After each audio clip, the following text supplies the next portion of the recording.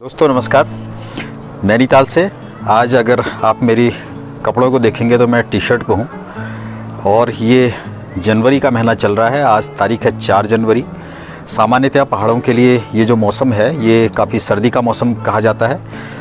31 के आसपास हम लोग बर्फ़बारी की भी उम्मीद करते हैं, लेकिन इस बार बर्फ़बारी हुई नहीं है। पिछले महीने दिसंबर में हमें कुछ कहने भर को एक दो बौछारें और एक दो बार इस तरह का माहौल हुआ था, मौसम हुआ था।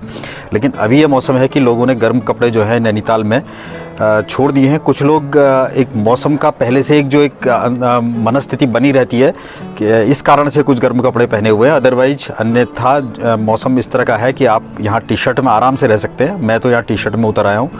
तो ये मौसम है और गूगल की अगर माने तो यहाँ नैनीताल में इस समय जो अधिकतम तापमान है वो 11 से लेकर के 1 डिग्री सेल्सियस बता रहा है। हालांकि IMD की यानी जो मौसम विभाग की वेबसाइट है, भारत मौसम विभाग की, वो जो तापमान बता रही है नैनीताल का वो अधिकतम 20 डिग्री और न्यूनतम 9 डिग्री। ये एक तापमान है जो सर्दियों के मौसम में एक अलग तरह का मौसम कहा जा सकता है, अनअपेक्षित मौसम कहा जा सकता है। इस समय पहाड़ों में लोग ठंड के लिए जाना जाता है, पहाड़ का मौसम, और ठंड के लिए आते हैं। लेकिन यहाँ अच्छी खासी गुनगुनी धूप अगर आप मेरे पीछे देखेंगे तो काफ़ी खुला खुला मौसम है और आसमान में बादलों का एक कतरा भी कहीं भी एक भी नहीं है। जबकि हम जानते हैं कि इस समय जो मैदानी क्षेत्र है, मैदानी क्षेत्रों में इस समय जो मौसम है वो कोहरा छाया हुआ है। कई 4-5 दिन तक कई हल्द्वानी और नीचे तराई भाबर के क्षेत्रों में धूप के दर्शन नहीं हुए। कल बताया गया है कि काफ़ी दिनों के बाद, 4-5 दिनों के बाद धूप हल्द्वानी में दिखाई दी थी। लेकिन नैनीताल का ये मौसम है, ये सुहावना मौसम है, एक अलग तरह की बात है। हालांकि हम ये जानते हैं कि इसको बहुत ज़्यादा हम ग्लोबल वार्मिंग से और इन सब चीज़ों से जोड़ते हैं, लेकिन उसके बावजूद हमें ये पता है और हमने अपने अनुभव से देखा है कि पिछले कुछ वर्षों में भी इस तरह का मौसम रहा है। पहाड़ में सर्दियों के मौसम में ये इसी तरह का अमूमन मौसम रहता है। इस बार कुछ थोड़ा सा ज़्यादा है।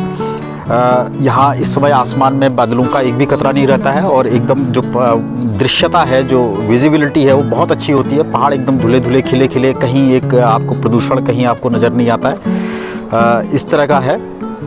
और दूर दूर तक आप मैदान, यहाँ आप नैना पीक में चले जाइए या हिमालय दर्शन पे चले जाइए, वहाँ से आप हिमालय के दर्शन कर सकते हैं। नैना पीक से आप जाकर के पूरे मैदानी क्षेत्रों के दर्शन कर सकते हैं। और एक बड़ा अच्छा दृश्य यहाँ से इन दिनों जो मैदानी क्षेत्रों का, चाहे हनुमानगढ़ी से, चाहे नीचे बल्दिया खान के क्षेत्रों से, नीचे पूरे बादलों के समुद्र सा इस तरह का नज़ारा दिखाई दे रहा है, जिसकी शुरुआत 31 में हमने देखी थी। उस दिन हमने आपको नवीन समाचार में हमने आपको उसकी वीडियो भी दिखाई थे। तो इस तरह का दृश्य है और ऐसे सुहावने दृश्यों के लिए आप नैनीताल आ सकते हैं। हालांकि हाँ, मैं ये कह रहा था कि अभी मुझे अच्छी तरह से याद है कि हमने बहुत साल पहले भी सुबह 5 बजे के आसपास जो लोग मॉर्निंग वॉक करते थे, उन लोगों ने गर्म हवाएं चलती महसूस नैनीताल में करी थी जनवरी के महीने में, जनवरी के महीने में।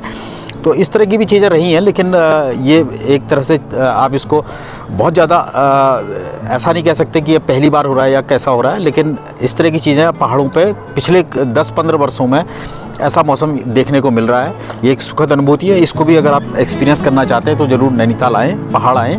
और ये पहाड़ आने का बहुत अच्छा मौसम भी है, क्योंकि इस समय जो गर्मियों के मौसम में रहता है, आप देखेंगे पर्यटक भी काफ़ी संख्या में नैनीताल में इस समय आ रहे हैं, क्योंकि गर्मियों के मौसम में काफ़ी भीड़ भाड़ भी रहती है और अलग तरह की परेशानियाँ भी रहती हैं। हर जो दरें होती हैं होटलों की और बाकी सब चीज़ों की, वो भी पीक सीजन के हिसाब से बहुत ज़्यादा होती हैं।